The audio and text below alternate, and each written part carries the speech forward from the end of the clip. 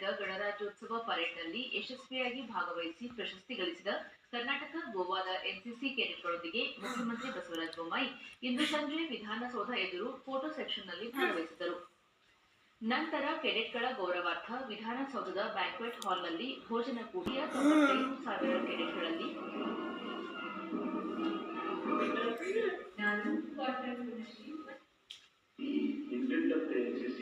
ಬಳಿಕ ಮುಖ್ಯಮಂತ್ರಿ ಎನ್ಸಿಸಿಯ 95,000 ಕೆಡೆಟ್ಗಳಲ್ಲಿ ಗಣರಾಜ್ಯೋತ್ಸವದ ಪರೇಡ್ಗೆ 11 ಮಂದಿ ಆಯ್ಕೆಯಾಗಿದ್ದಾರೆ ಎಂದರೆ ಇದರ ಪರಿಶ್ರಮ ಅರ್ಥ ಮಾಡಿಕೊಳ್ಳಬೇಕು.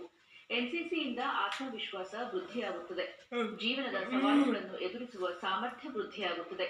ತರಬೇತಿ ಅವಧಿಯಲ್ಲಿ ಕಲಿತ ಮೌಲ್ಯಗಳನ್ನು ಜೀವನದುದ್ದಕ್ಕೂ ಅಳವಡಿಸಿಕೊಂಡರೆ ಯಶಸ್ಸು ಸಾಧ್ಯ ಎಂದರು. ಕಳೆದ ವರ್ಷ ನೇತಾಜಿ ಸುಭಾಷ್ ಚಂದ್ರ ಬೋಸ್ ಅವರ ಜನ್ಮದಿನಾಚರಣೆ ಅಂಗವಾಗಿ 75 ಘಟಕಗಳಿಗೆ ಮಂಜೂರಾತಿ ನೀಡಲಾಗಿತ್ತು. ತರಬೇತಿಯನ್ನು